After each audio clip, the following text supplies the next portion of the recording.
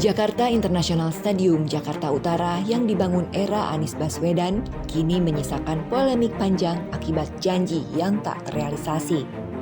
Bangunan itu kini jadi sorotan usai aksi dari kelompok tani Kampung Bayam menggugat hunian pekerja pendukung operasional atau HPPO agar bisa mereka tempati.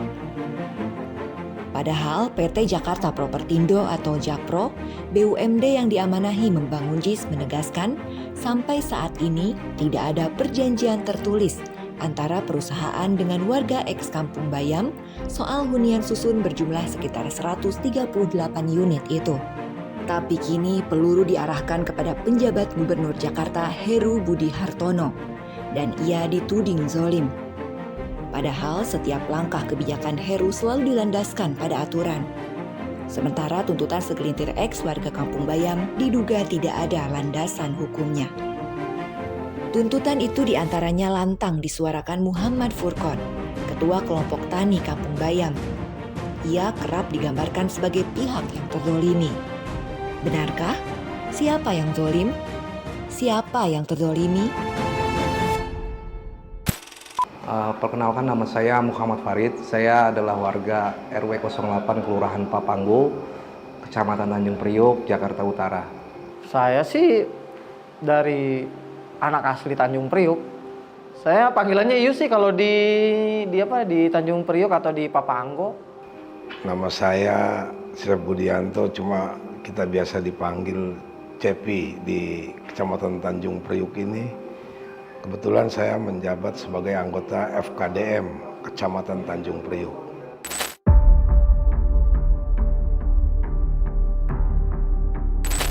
Saya kenal Furqon udah lumayan lama ya, semenjak saya tinggal di situ juga udah kenal Furqon. Kita sebutnya, saya panggilnya Bang Furqon lah. Sepengetahuan saya, Bang Furqon ini memang bagian dari warga Kampung Bayam juga, tapi dia aktif juga dari organisasi juga.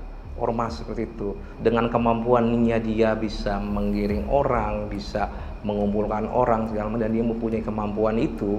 Ya kalau menurut saya itulah mungkin yang menjadi senjata dia. Ya, Furqon dan kawan-kawan lah, Furqon CS. Ya kalau menurut saya mereka selalu memanfaatkan apa yang bisa dijadikan sandaran mereka. Ke ormas ya mereka masuk, ke LSM ya mereka masuk. Yang penting kepentingan-kepentingan mereka diakomodir, kepentingan mereka diperjuangkan walaupun kepentingan mereka itu tidak rasional dan tidak masuk akal. Cuma saya juga bingung kenapa Ormas dan LSM mau begitu saja memperjuangkan hal-hal yang tidak rasional. Saya kira yang berita saat ini saya dengar sampai viral juga di TikTok juga, saya kira hanya segelintir orang aja, hanya seberapa orang, sepertiga mungkin dari keseluruhan orang yang tinggal di Kebun Bayam. Karena memang Kebun Bayam ini banyak banget, dan kalau kita bisa mengistilahkan itu ada namanya blok 1, blok 2, dan blok 3. Itu banyak banget dan itu ratusan kakak gitu. Nah, Furqon itu di mana? Hanya bagian terkecil aja sebetulnya dari sekian banyak itu. Ya menurut kacamata saya itu tidak rasional. Kenapa? Karena mereka ini bukan warga di Kelurahan Papanggo. Mereka ini pendatang dan mendirikan bangunan liar. Itu yang mungkin menjadi catatan atau garis bawah dari kelompok mereka ini.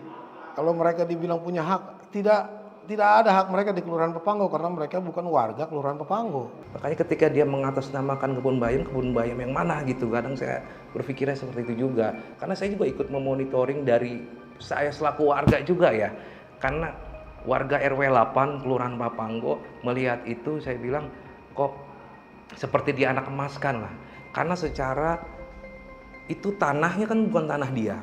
Sertifikatnya bukan sertifikat SHM juga. Ketika pemerintah ingin mau mengambil ya sah-sah saja, seharusnya seperti itu. Mbok ya karena memang Pemprov kita ini kemarin itu memang ada unsur kemanusiaannya, mendapatlah kompensasi, saya kira itu cukup adil. Seharusnya itu sudah cukup adil untuk Furqon dan teman-teman, apalagi semuanya di Kebun Bayam itu untuk mendapatkan haknya. Secara balik lagi, tanah yang mereka injak itu kan bukan tanah miliknya sendiri. Sebenarnya udah lebih dari wajar lah. Saya aja nggak nuntut apa-apa di Kampung Bayam. Nggak ada saya nuntut ke rumah susun atau apa. Kalau saya mah udah dapat kompensasi, saya juga udah ini orang tua saya jujur, itu juga dia kan dapat di Nagrak itu. Dia sekarang di Nagrak. Saya juga ngomong sama orang tua saya. Walau kita dapat di mana, tempat di mana, kita bersyukur. Udah bagus kita diganti yang layak, gitu. Tempat tinggal yang layak, nggak usah milih-milih. Seharusnya tahu diri aja gitu. Dan menurut saya itu hanya rekayasa. Itu hanya bagian dari rekayasa mereka. Karena bila bicara layak dan tidak layak, ya tidak seharusnya mereka melakukan tindakan seperti itu. Toh mereka sudah diberikan kompensasi seperti warga-warga yang lain. Buktinya warga yang lain yang lebih dari 900 kakak atau mungkin 1000 kakak tidak ada yang berbuat seperti itu. Toh hanya beberapa gelintir yang ada di dalam rombongan Furkon CS yang ikut masuk sekarang membuat tenda, tinggal di depan rumah susun. Jelas ini kan hal yang mengada-ngada. Jelas ini adalah hal yang direkayasa. Kayaknya dinasti-dinasti itu emang yang ikut sama dia. Kalau yang maksudnya yang ini sama dia, keluarganya atau penduduk yang di sekitar dekat rumahnya aja. Kalau saya lihat dinastinya, kan kayak saya lihat kan Furkon ini kalau dibilang emang keluarganya banyak. Dia di Kampung Bayam termasuk yang dibilang keluarga besar sih. Ada beberapa keluarga. Memang yang saya tahu Bang Furkon ini bukan berKTP RW 8 Kelurahan Papanggo. Yang saya tahu dia berKTP Pademangan gitu. Saya kurang tahu kalau sampai saat ini dia langsung tiba-tiba mengganti KTP itu menjadi warga Tanjung Priok, saya nggak ngerti juga.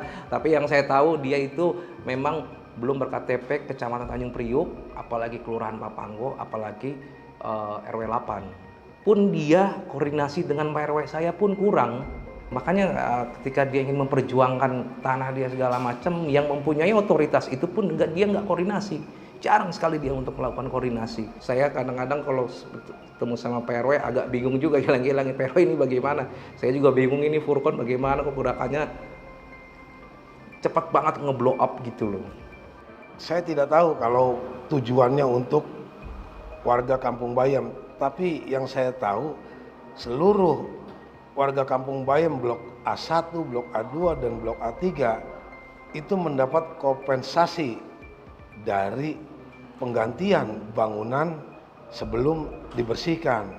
Jadi kalau itu dinyatakan untuk warga Kampung Bayam, saya rasa tidak.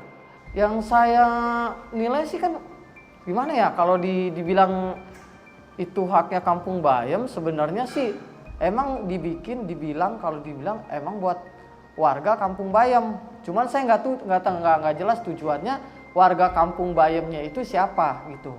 Jadi walaupun untuk warga Kampung Bayam pun itu pun kalau saya bilang hanya politik, kalau saya bilang ya bukan untuk kayak benar-benar buat Kampung Bayam kalau saya bilang. Karena memang di dalam pelaksanaannya itu bertahap, dari blok A1 selesai, lalu blok A2, lalu blok A3.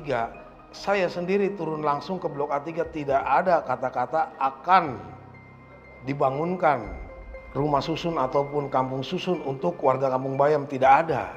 Saya rasa itu hanya sepihak aja. Karena warga Kampung Bayam itu banyak, bukan puluhan, bukan ratusan, bahkan sampai 1000 kakak. Kalau bangunan rumah susun ini diperuntukkan warga Kampung Bayam, ya jelas nggak muat. Logikanya bagaimana yang 1000 kakak lebih ditampung di dalam rumah susun yang cuma beberapa dibangun itu? Dari mana logikanya bisa masuk di situ? Kan tidak mungkin. Itu saya rasa hanya klaim sepihak aja. Kalau kita bicara dari awal, mulai dari dia dibebaskan tanahnya, dia harus dibantu dapat kompensasi. Bahkan Pemprov pun sempat menyediakan rusun untuk di Marunda. Saya kira clear sampai di situ.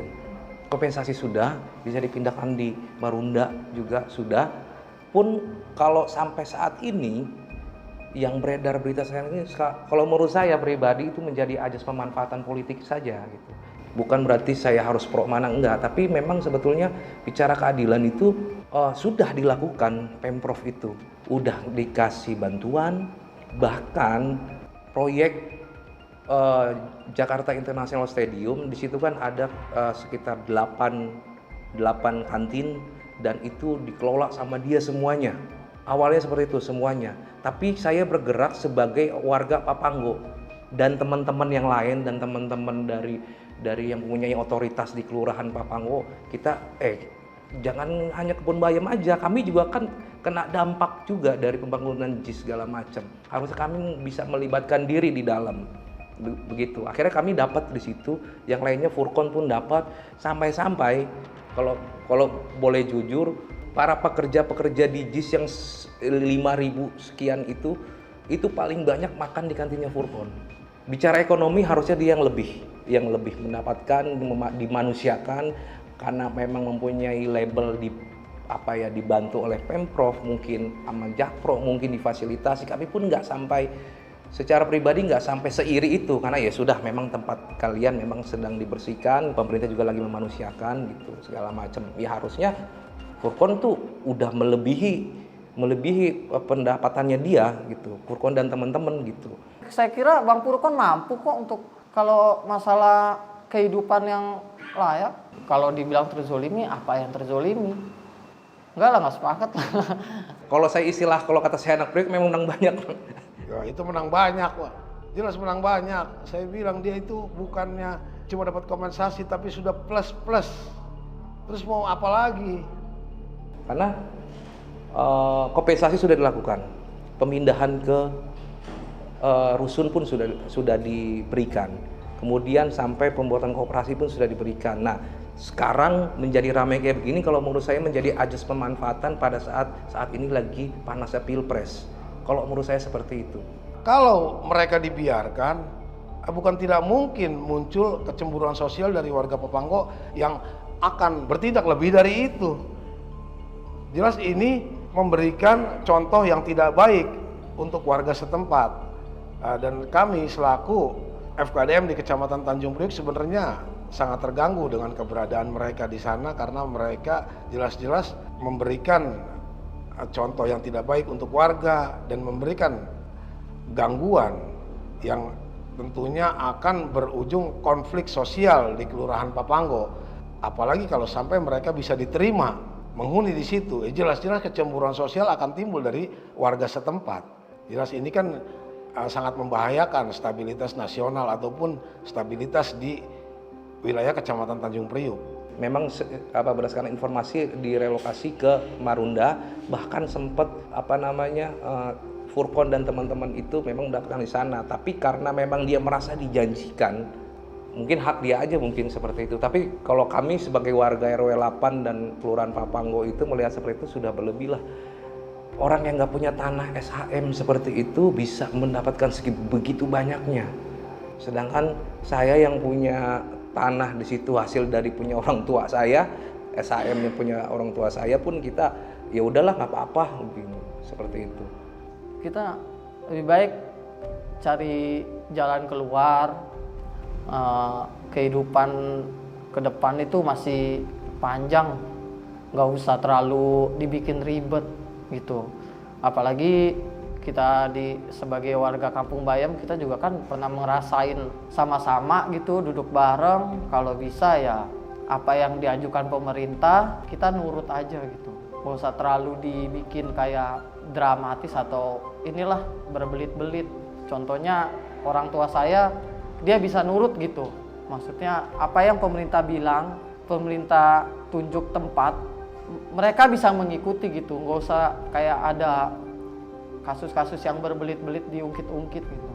Ikutin aja lah apa yang pemerintah mau. Hal seperti ini ya kembali lagi kepada hukum.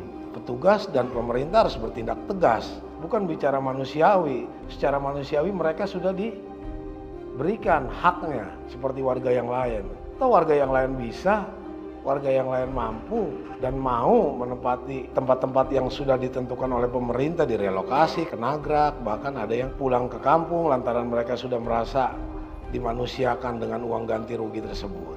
Jadi tolong juga para pemangku jabatan, para petugas harus mengerti ini.